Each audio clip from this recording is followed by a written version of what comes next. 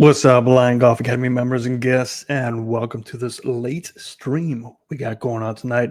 Apologize for everybody that tried to tune in last week. Unfortunately, life got a little bit busy, and so I could not stream. It's been a little bit busy anyway as of late, so I do apologize, but we're going to try and get some more of the streaming. Can't really do videos lately just because I have been so busy, so I feel like I've abandoned you for quite some time. And for those of you who did send me your videos, thank you so much. So we'll try and get a couple of them done today. We got one. This is George. He sent us his video from down the line at Face On. So great job, George. If you do send us your videos, please just make sure it looks somewhat like George's, where you can see the down the line. And this is great. We have an alignment rod there and then the Face On as well. Now let's get this thing geared up. I haven't seen these yet, but let's just get these geared up and lined up so they're at least right at impact. Right there. And we're going to take this down. And George he would love to see Barney Purple. So George, we make dreams come true at the Lion Golf Academy. We are going to put a Barney Purple line right through you. And who knows, we might just use only Barney Purple lines and really confuse everybody. Let's not go that crazy. But he said he would like to see his swing at Barney Purple. Desperately need to understand how to keep my head and posture stable on the downswing. His left leg is flared out due to hip mobility, so I do understand that. And for those of you, if you have joined me and you type in comments, I don't know if I can even see them now. That's very frustrating, but let me do this. Let me pull up on here, and that way I can at least maybe see the comments. So if you do put a comment, hopefully I'll be able to see it on this screen here, but let's get started. All right, George, so what we're going to do is look at your overall swing and take a look and see what we see here. I do see that hip mobility that you're talking about. I'm not sure which hip it is. It's not mentioned if it's your left or right hip, but either way, we will take a look and see what's going on. So I do see a lot of lateral shift, which is okay for those that have issues with hip mobilities. You've got to get some weight distribution back and forth. And we do see some issues with the hinging and unhinging. Setup looks okay, but all in all, let's be real here. 62 years old, hip mobility issues, pretty decent for what I see here. I do see some lack of posture, and this is one of the things that you wanted me to try and address is head and posture stability on the downswing. And he wants to understand how to keep your head and posture stable. Now, there's ways to keep your head and posture stable, but would we be doing your swing injustice? Because maybe because of your hip mobility, you need to start to shift and you cannot keep your posture stable and your head stable. So just because something doesn't look right doesn't necessarily mean it is wrong for you. So let's start drawing some lines here. And just as requested, Barney Purple coming up. Let's go right from the ear, right through the pockets. And we see a pretty big bend forward, but it's pretty close to 9 degrees, so that's okay. And what we're going to do is also check the upper plane line here, and then also put a centeredness line right through the arches of the heel straight to the sky. Oh, no, we're not going to do Barney Purple everywhere. That'll just be too confusing. All right, so pretty decent in terms of where your centeredness is. You can kind of see your toes are kind of digging into the ground. You see the heel lifting up a little bit, but that's not too bad. And you did say you flare out your left leg. I assume that your left hip is the one with the issues, but that's just pure assumption. I don't like working on assumptions, but let's just take a look on the left side and see where do you lose your posture and why it is that you lose your posture. Right here, you can see that. So it's a slight posture loss. It's not too bad. Trust me, George, I've seen a bunch of posture losses in the past. And you see it's not too concerning just because here is your new posture. And this is well past parallel after you hit the golf ball. So it's not too bad. And obviously you're going to come out of your posture as you turn through the golf ball, specifically as you age. We're not as flexible as we are when we're younger. But let's take a look at the right side. And this is a really important line to look at to see how much lateral shift is occurring. So yeah, there is slight lateral shift on the right side, but not much. You do a pretty decent job of turning. The thing that does concern me is that right leg kind of locking up right here. And that's going to start to play havoc with your hip tilt. So your tilting of your hips is also very important. And the way your left leg is flexing outward and your right knee is pulling in, you're not really getting any much hip tilt. So hip tilt is what we're looking for. In this angle here, we can see that's the hip tilt. So Hip tilt does play its part with the weight distribution, but again, you said you have some issues with hip mobility.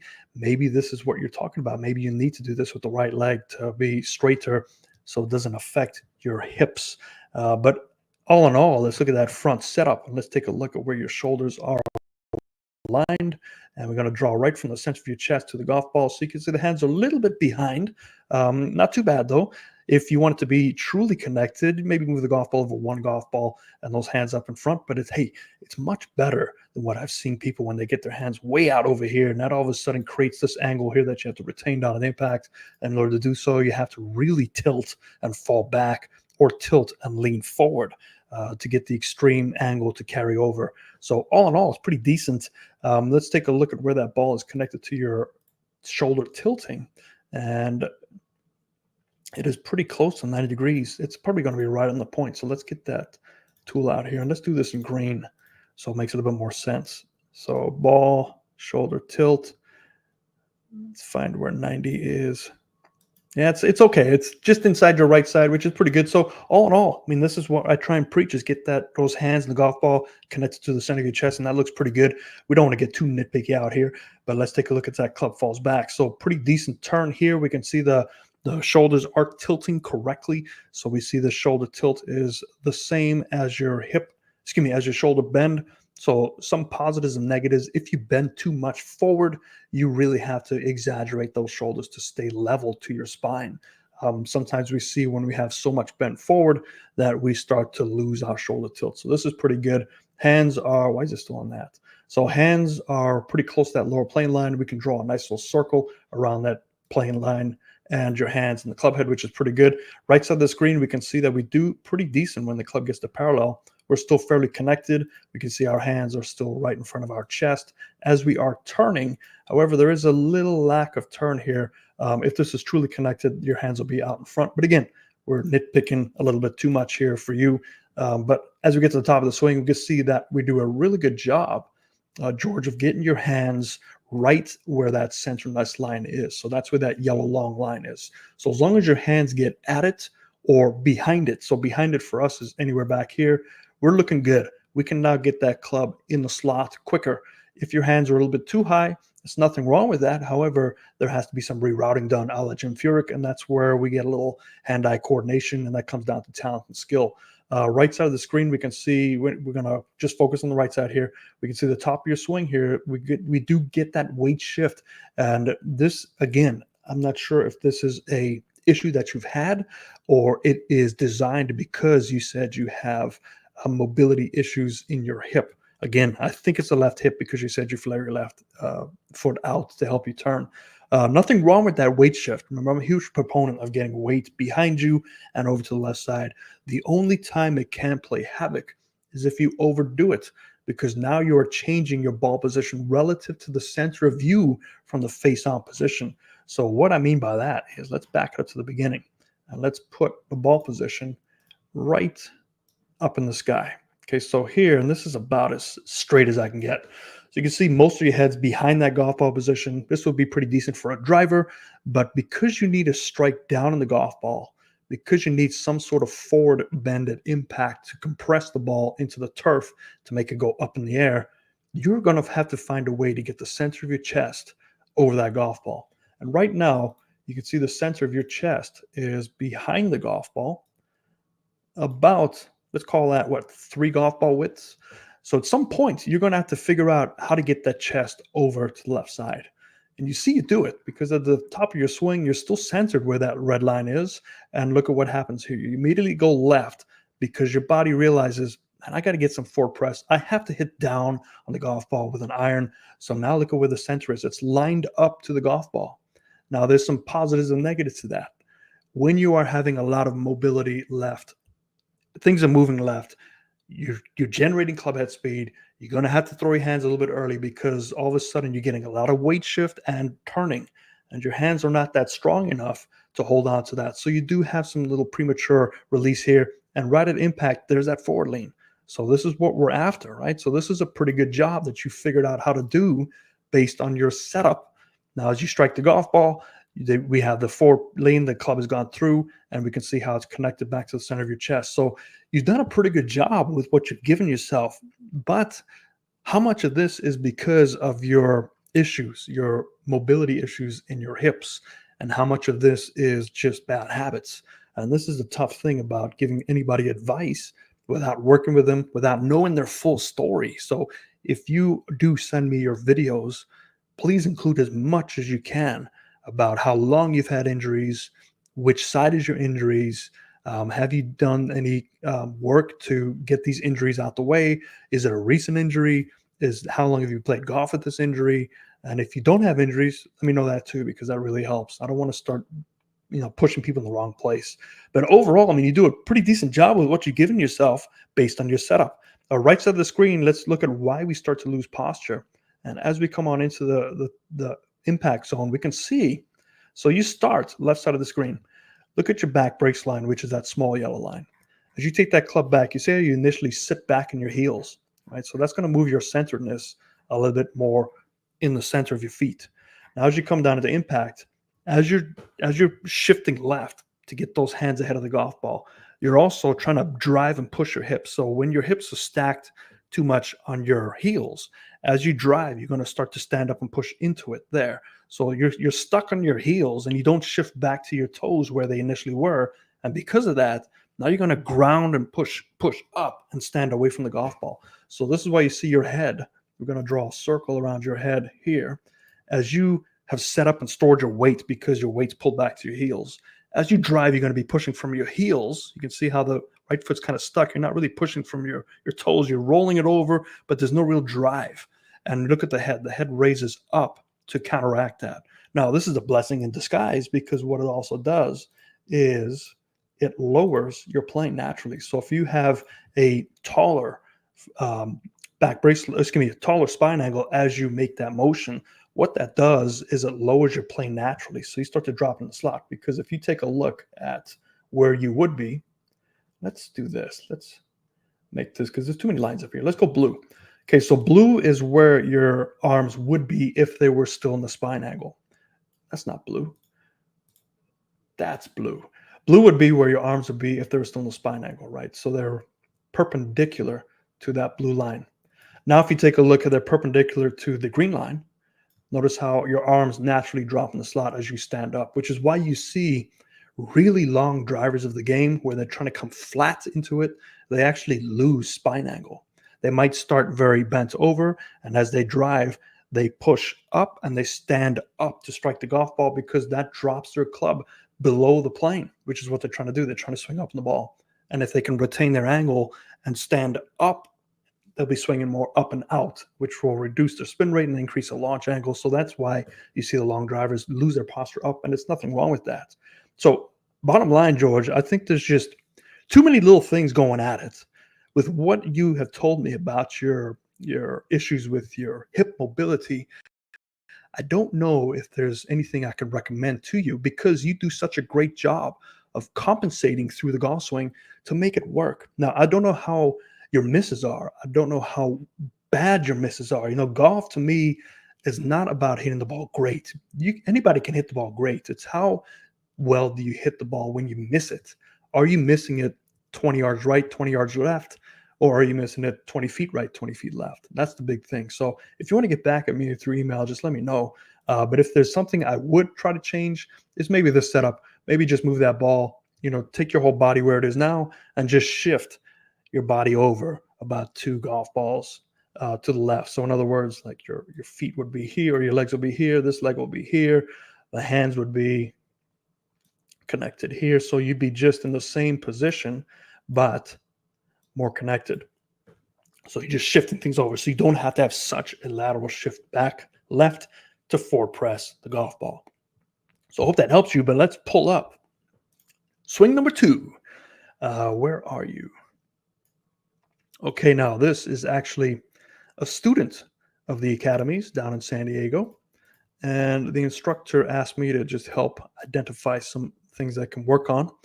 And hopefully you guys are watching and you're a fan of the show and you understand about setup and how that really affects everything you can immediately see the setup issue on the right side. Is just way too much forward press, a lot of weightings on the left side. There's going to be some issues that impact, but let's take a look at how much weight is on the left side. So let's draw the triangle here where the shoulders are, and we can see, I mean, look at that forward press, where if this was the correct ball position, it should be, let's draw it in green. We'll keep the same triangle, and we'll see where that centerness is. This is where his ball position should be, and it would solve a lot of issues that he has. So you'll see it as we take the swing back and through, but he also has issues with closing the club face, and then also holding that closed club face to try and open it at impact. So you have a forward press, you're going to close the club face, and now you have to figure out how to fall back and also keep the club face open. So it's just a lot of this lateral slide while not utilizing your wrist hinge and release correctly. So this person has a great potential to hit the ball much further and much straighter, but most of this is just done in setup. But let's take a look at the left side, and let's bring up Barney Purple. And somebody suggested the green. What was it? Oh, man. It was something like neon green or vomit green. Was it vomit green? I don't think we're going to do vomit green. But let's take a look here, and let's do it different for the lower plane line. By the way, I'm also watching the Dodgers too. Okay, 7-4, not bad. All right, so we can see this setup. Let's do the centerness of the heels up to the sky, so slightly toe-based. Now, toe-based, typically you're a little steeper. But let's take a look. So we're just going to look at the left side. So we see how the club rises up that lower plane line pretty well, right? But if you take a look at the club face angle, we can see that this is closed relative to his spine angle. So we're already behind the 8 ball because now the hinging is not correctly occurring. The hands are going up and out, and the club face is staying on plane. So he's figured out how to keep the club face on plane with his actions. However, that grip might be a little strong, or just the way he's using his hands and his forearms to rotate. We get to that top plane line. You see he gets those arms up to that top plane line pretty well. He gets deep enough where his grip is fairly close to where his center was. So it's pretty close. If you want to be nitpicky, you get those hands a little bit lower so they're at that upper plane line. That'll help him come from the slot a little bit better. But let's take a look at what happens on the way down. So we see the motion goes down initially. So he does a pretty good job. And we know that they're going to go down naturally by that triangle. And we just intersect right in the center. So that's as close as we can get. So we can see how those hands drive right down. Pretty good, pretty good. Now the turn comes in. So he's doing a pretty decent job. He's a little steep. So I'd still like to see the butt of the club closer to this line. So maybe to help him, I would get his hands a little bit lower at the top of his swing. So if he's here and we get his hands so they're a little bit there, then he can still make that same downward motion, and his hands will be pretty close to that line right about now, and he'll be able to drop in the slot a little bit quicker. But besides this, we can see some loss of posture. So we've moved into the golf ball, and we're also starting to stand up. So now we have a lack of real estate for the hands and arms to drop through, but also look at the club face. I mean, the club face hasn't budged, so it's still square to his spine angle. So there hasn't been a lot of hinging and a lot of roll. And that is important because if you can hinge correctly, you can carry that hinge down into impact without having to throw or without having to hold off the release. And you'll see that he holds off the release because of that motion. So as you come on down through, he's run out of real estate. So the turn kind of stops and he goes ahead and strikes the golf ball. We can see that golf ball is fairly square, maybe slightly closed. And here he's trying to hold off for dear life not to release it. But it's really hard with that strong grip. So he eventually releases it here, and look at the direction of the golf ball. And that ball is going left and left. And we can see even here that he tried to hold off that release, because at this point, that club should be more closed as you release more naturally and deliver that power more efficiently. So because he's trying to hold off the release, we see that flying left elbow, because the left elbow is just trying to hold on for dear life as he is releasing or holding on that release. And then he comes on through. So you can see the framework is there, because look at that right arm. It gets up to that secondary plane line pretty well. And look at his connection again. So he does a pretty good job. So if we look at that square, and if you go back to the top of the swing, Look at that square. Look at that. That's actually pretty good. So his arms are trying to do the best that they can do with what they're given. So they do make a pretty good pass at the golf ball in terms of the path. Maybe slightly steep, but we talked about how to fix that. And then on the way through, they get back to that triangle here. So a lot of motion going in, some posture loss, and closed club face. So let's take a look at the right side now. And let's see what we can learn from the right side. So we have that setup. We know that his hands are going slightly high, but look at that club face. I mean, that club face is completely shut at that point. So typically, now there's no universal way to hinge a club, but typically we want to see that club face. And this is a very horrible drawing, but hopefully you get the idea. That's the grooves. Okay, so that's the grooves. Looks like a fly swatter. Forget it. You get my point. The club should be rolling open. Now, we can see that his left forearm is doing a decent job of trying to roll, so it could be a grip issue that we need to solve. As he gets to the top of the swing, it is still shut, but let's take a look at some positives here, because this is actually a pretty good top position, just like we saw on the down the line. His body is trying to do a good job. His hands are trying to keep engaged correctly, and we see a beautiful amount of turn here, and we see how the hands are in front of the body. So really good job here. He's stable on the right side. He is turning. We can see all that flexion in his shirts and his pants. So we know that he's getting some torque built up, which is great. And then as he comes through, let's take a look at the hold, because that club face is so square. If there's any resemblance of a release, that ball is going so far left. Let's come up with one. That ball's going so far left, it will vote for Harris. How do you like that one? You can use that if you want. All right, so now he goes through. He's doing a great job of holding the angle. So look at this. He does a good job of retaining that angle. Still retains it. Starts to let it go there, which is fine. So right as when the club gets to parallel, it should be right on that right thigh. So it's pretty good. And then as he strikes it, now he's like, uh-oh, I can't release it. But look, that club face is closed already. And he strikes it, and now he's holding on for dear life. I just don't want this ball to go left. Let me not release it. So we get that chicken wing going left, and also pulling in because there's no release and throwing the club out away from you. So all in all, I mean, just so you can see, if this was me, I would definitely move that ball position so it's not so much forward press. Weaken the grip. This should not necessarily be a reason why we can see the little thing that you have in your glove facing us. That should be more facing the target. So just weaken the grip. His body looks like it's doing a good job. His arms are doing a good job. His rotation is there. He's just suffering from not hinging correctly, not using the hands and arms correctly. So he has to compensate on his way through. Great guy. His name is Victor. Great student. He has a lot of work ethic behind him. So just in the right positions, put the golf ball in the right place to start with. So if you are a fan of this show, if you watch, you will know that my biggest preach for all students is look at how much shoulder tilt he has to get his hands out in front. That's a lot of shoulder tilt for an iron, because look how close this angle is to the ground. Now, the closer this angle is to the ground, the more likely you are going to hit the ground heavy unless you hold on to that angle. And to hold on to that angle, you've got to get a lot of weight going towards the target, a la stack and tilt, to drive into the golf ball, which is why you see some stack and tilters really get to the left side first right away to ensure that they're pressing the golf ball. Just give me the hands ahead of the golf ball. But this is a traditional swing. We're trying to get some weight distribution right and left. And to set up like this on a traditional swing, it's going to be tough. It's going to be confusing for the students. So level these shoulders out so there's not much shoulder tilt. The hands will be in a relatively the same place, but now put the golf ball about here. And now you can start to utilize a more traditional rotation like we're trying to get into use. There's nothing wrong with his body. He's plenty flexible. He's plenty strong.